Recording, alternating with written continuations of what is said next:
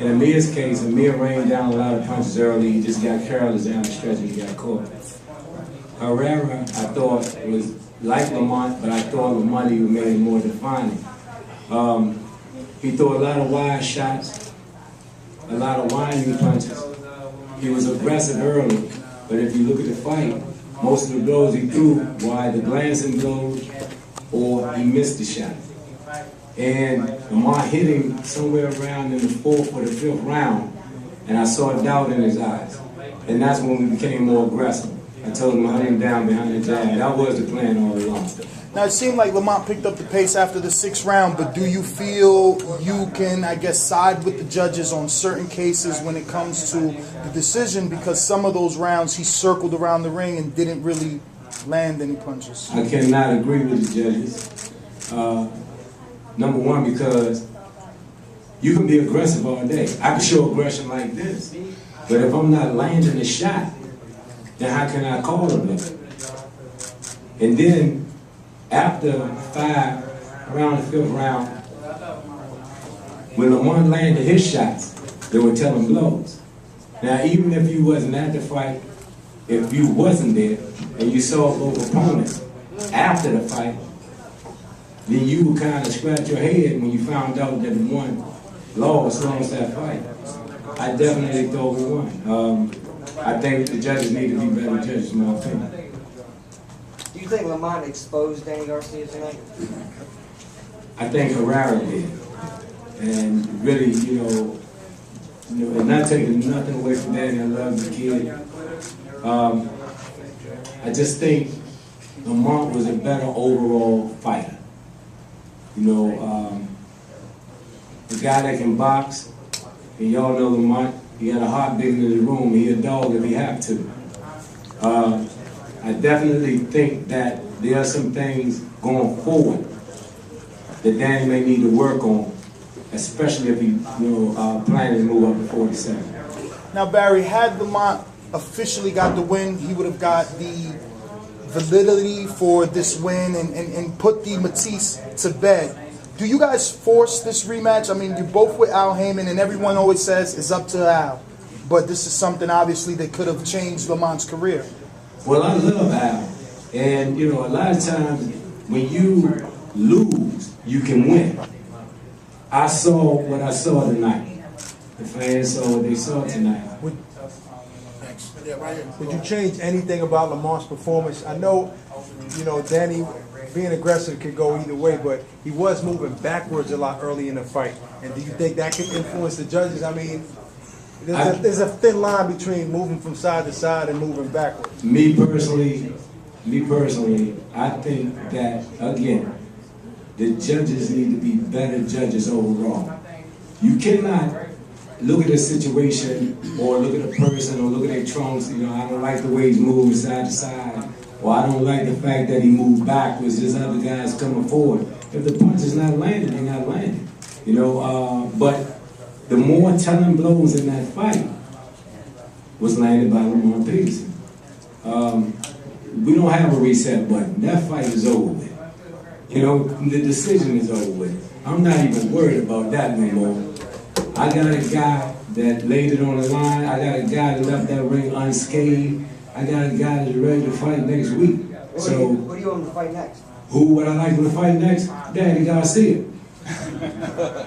Then Lucas Matisse, and then move on up to 47, and let's get it up there. What did you tell him in the corner? What went on in the corner? We had a good time in the corner. I just basically told him, all along, we wanted Danny to commit, which he did. And all along, I knew that if it came to skill for skill, inside work, I knew that Lamont would be the better fighter inside. And once they traded blows, I don't know if it was a body shot or hook or whatever, his eyes told me all I needed to know. I saw doubt. And that's when I told Lamont, control aggression, hunt him down behind the jab, get to him, and I definitely need the 11th and the 12th round.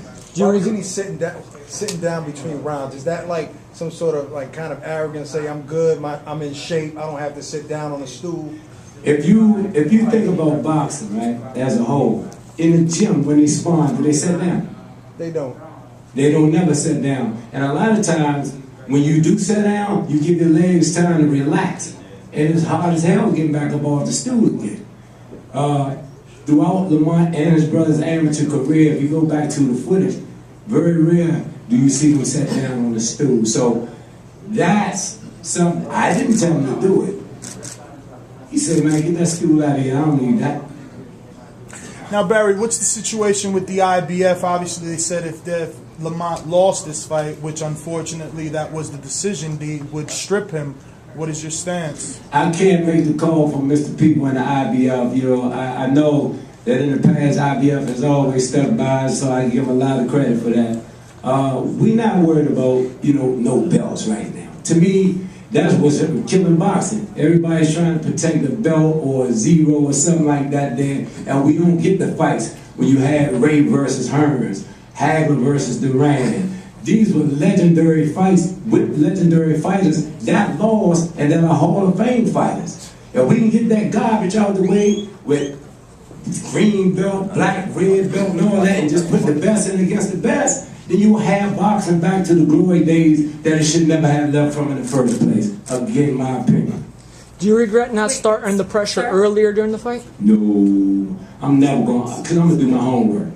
I'm going to do my homework, and it's my job to do the recon work, write down every strength and weakness of my opponent, know my opponent better than I know myself, relay that message to my athlete, and it's his job after that point to carry it out. Me personally, like I said, the only thing Lamont could have done better is knock Danny out. Barry, if you guys were to get the rematch, would you have it at catch weight again, or would you actually put the titles on the line? We've always been able to make 140 pounds. The fans wanted this fight. I wanted the fight because I'm a fan first. Only way we could make the fight was at a catch weight. Danny went online and was quoted as saying that he didn't want to put his body through, you know, that type of stress and strain after being off for 8 months. So I understand, and I know what the fighters go through. But again, if we get caught up in making a weight or a belt here, a belt there, then these fights that we all yearn to see, we'll never get a chance to see them. So if it's 140, if it's 147, 148, whatever that weight may be, if Danny take that rematch, then we're looking forward to it. Congratulations on a wonderful performance tonight. Thank you. Great. You talked about getting Danny to commit. It seems that it always worked when people did try to apply that strategy with him. My question is, was your game plan with the lateral movement, was that part of the game plan? It was side to side, yes. It was side to side movement. A lot of it was, you know, reverse and field. I never want him to get a chance to set his feet. Because if you look at Danny Garcia and Kendall Holt, they got a knack of getting you in an exchange and throw a wide shot and catch you and put you out. A lot of shots Danny throw when it comes to the hook and either the overhand, he'll look away first and then bring the punch. He's mastered that style of fighting. So I didn't want to give him that opportunity. I wanted to keep him all balanced the whole time. You're a teacher, and again, you appreciate the history. One more question, and I do want to ask you this. Yes, sir. Again, giving that lateral movement, giving it a few rounds to set in, sometimes in this day and age it can cost you as a judge. They always go by ring generalship and effective aggressiveness. Do you think that a lot of these judges don't realize what that means when a boxer has ring generalship and an aggressive guy is supposed to be an effective aggressor? I definitely think there is room for improvement. We all have seen fights that in our minds and in our eyes, the other guy won. And then you sit there scratching your head saying, what are they looking at? It was the same thing in the amateurs with us. The only thing that I think that we all need to do in order to make a better fight, I need to be a better trainer, better teacher. And in order to judge fights better, I think officials need to be better judges. You can never go back, you know, in reverse time. If that could happen, then all of us go back and change something in our life. So only thing we can do now is look forward. And definitely you'll see him back in the ring. Like I said, Lamont is unscathed. If we need to go back next week, we can go back next week. Well, Barry, Question down here? Yeah, was the bolo and the shuffle by design? Was the bolo and the shuffle by design, or was that just in the ring, just improvised? That's Lamont. Lamont is that guy that, and like I say, you guys seen him, you seen him box, you seen him bang. He got speed, he got power, beautiful defense. Whatever it called for that night, he felt pretty good that night, you know what I mean? And, you know, and down the stretch, he really felt good. He was just doing Lamont. now Barry, you didn't answer the question about asking for the rematch and I'm trying to make sorry. sure that it happens because again, Heyman is the one that's I'm sorry. Well, like I said before, no, listen, Al is the man. I love him, you know, I even love him more because he stepped up for me and my family big time, you know, in the time of need. This is a guy that I've known, you know, shortly after I really came to the game. I got all, you know, the trust in the man, and I definitely want to see a rematch, without a doubt. And if not Danny, like Lamont always say, you know, he's been chasing Danny for a long time. All he can do is hope for a rematch. And if we can get that, definitely we would love to do it again. I don't care what we do with that. I just want to see it done. Out of all the controversial fights that Danny has had, do you feel this one deserves the rematch more than the Herrera fight? I definitely think, you know, I thought Herrera did a good job. I thought, you know, again, that he should have got the decision. But nevertheless, I thought Lamont had a more telling performance than Herrera did, especially down the stretch. And I think his performance won more of a rematch than Herrera. When Lamont kind of ran up and down the ring, along the ring ropes in between one of the rounds, I don't remember which one, I thought he was playing with Garcia's mind to do that. You see, look how much energy I got. I don't even have to sit. I don't have to do it. I can do push-ups. George Foreman, I think it was, used to do push-ups. Who was it? Somebody used to do push-ups. No, Hopkins. Who was it? No, Somebody else. It was somebody else. And is that what he was doing, trying to play with He was. Lamont, I myself, I'm a student of Sun Tzu. And a lot of times in war, you want to turn around and make your enemy. Even if you're weak, you want to make them think you're stronger than you are. And so psychologically is what breaks first. You can be the most in shape guy on the planet, but if your mind, if you lose control of this, then you're going to lose control of all the self. And then when Danny saw that, and when Lamont started walking him down, psychologically he started to break. So there was that. Yes, sir. Yeah. Right here in the middle. Funny you brought that up. There was a point, I'm not talking about that, that's the question. I think it was the 11th round. I said you noticed when you saw Danny starting to break upstairs a little bit. Was it the 11th round? We were talking upstairs. It looked like he was really, really hurt. Didn't show too much on his face, but you could see his body language. There was a point, I think it was close to the end of the round. Did you notice that?